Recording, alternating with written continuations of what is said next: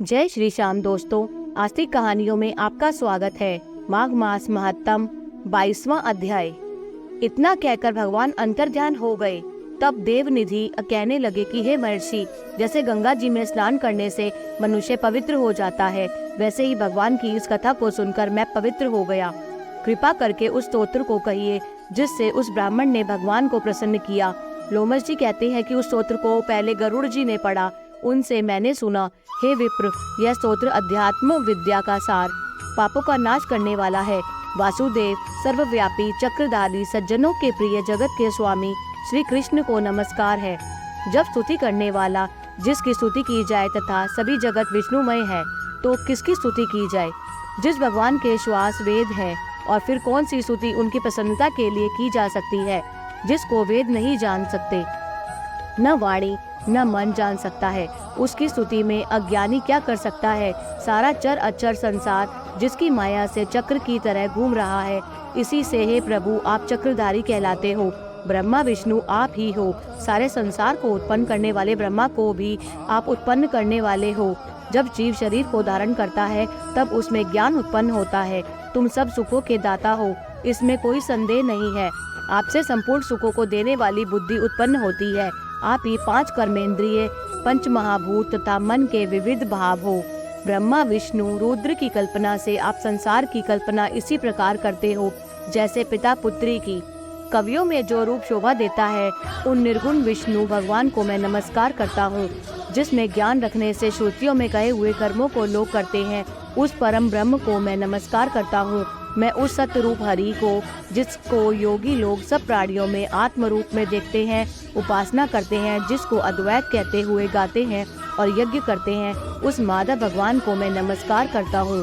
भगवान को माया तथा मोह में पैदा हुए विचित्र आभास, अहंकार तथा ममता को जानकर खो देते हैं, उन भगवान को मैं नमस्कार करता हूँ। संसार में मनुष्यों के मोह रूपी वायु से सदा भभकने वाली ज्वाला आपके चरण कमल की छाया पहुँचने से नहीं जलाती। जिसके स्मरण मात्र से मोह, अज्ञान, रोग, दुख दूर हो जाते हैं, उस अनंत रूप को नमस्कार करता हूँ।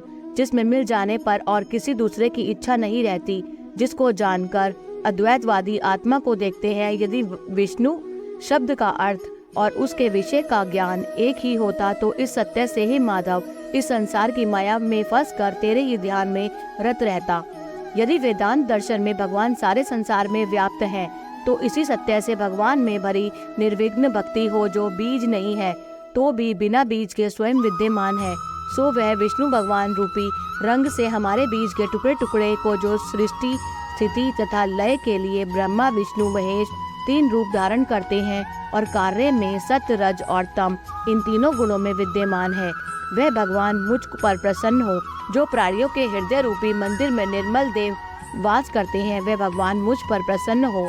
जो अविद्यापूर्ण संसार का त्याग करता है, जगन्मय आप हो। आपका बनाया हुआ विश्व आनंद करता है, आपके त्याग करने पर अपवित्र हो जाता है।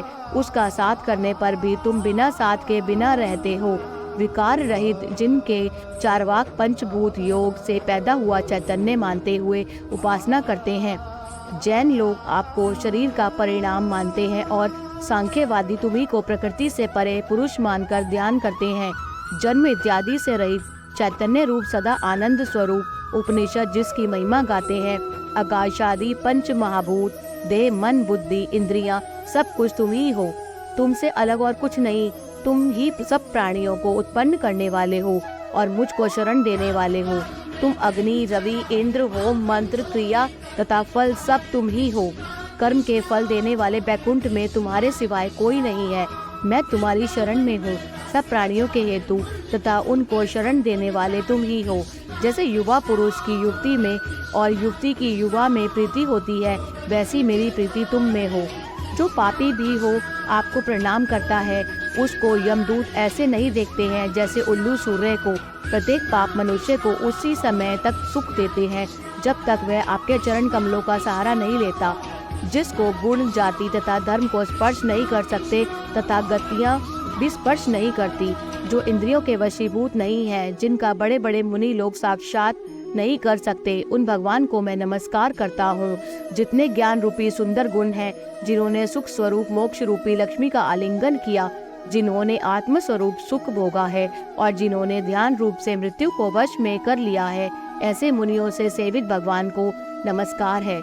जो जन्मादि से अलग है, जिनको काम क्रोध तथा दोष दुख नहीं देते, उन वासुदेव भगवान को मैं नमस्कार करता हूँ। जिनके ज्ञान की गति से अविद्या रूपी मल शुद्ध हो जाता है, जिनके ज्ञान रूपी शस्त्र से संसार रूपी शत्रु का नाश हो जाता है, उन दुखों के नाश करने वाले को मैं नमस्कार करता हूँ। जिस प्रकार सब स्थावर जंगम संसार को उत्पन्न करते हैं, इसी सत्य से भगवान मुझको दर्शन दे। इस प्रकार उसकी सच्ची भक्ति देखकर भगवान ने प्रसन्न होकर उस ब्राह्मण को दर्शन दिए और ब्राह्मण की स्तुति से प्रसन्न होकर तथा उसको वरदान देकर भगवान अंतर्ध्यान हो गए और वह ब्राह्मण कृतकृत्य होकर भगवान में लीन हो गया और शिष्यों के साथ स्तोत्र पढ़ता हुआ तपोवन में रहने लगा। जो कोई स्तोत्र को पढ़ता अथवा सुनता है, उसकी बुद्धि पाप में नहीं लगती और न ही बुरा फल देखता है। इसके कीर्तन से मनुष्य की बुद्धि, मन तथा इंद्रियां स्वस्थ होती हैं। जो भक्ति पूर्वक इसके अर्थ को विचार कर इसका जप करता है, वह वैष्णव पद को प्राप्त होता है। इसके सदैव पढ़ने से मनवांछित कार्य सिद्ध हो जाते हैं। मनुष्य सुपुत्र पाता है तथा धन, पराक्रम और चिरायु प्राप्त करता है। इसके पाठ से बुद्धि, धन, यश, कीर्ति, ज्ञान तथा धर्म बढ़ते हैं। दुष्ट ग्रहों की शांति होती है। यह व्याधियों को, अनिष्ट को दूर करता है, दुर्गति से तारता है। इसके पढ़ने से सिंह, व्याघ्र, चोर, भूत, देव, पिशाच और राक्षस का भय नहीं रहता। जो भगवान का पूजन करके इस स्तोत्र को पढ़ता है, वह पापों से ऐसे ही अलग रहता है जैसे जल पंख से कमल। जो इस स्तोत्र को 1 काल, 2 काल या 3 काल पढ़ता है, वह अक्षय फल प्राप्त करता है। जो मनुष्य प्रातः काल इस स्तोत्र का पाठ करता है, वह इस लोक और परम लोक में अक्षय सुख पाता है। वेद धुति का बनाया हुआ यह स्तोत्र भगवान के अत्यंत प्रिय है और भगवान के दर्शन कराने वाला है। योग सागर नाम का यह स्तोत्र परम पवित्र है। जो कोई भक्ति पूर्वक इसको पढ़ता है, वह विष्णु लोक को जाता है। अब पिशाच मोक्ष की कथा कहते हैं। जय श्री शाह।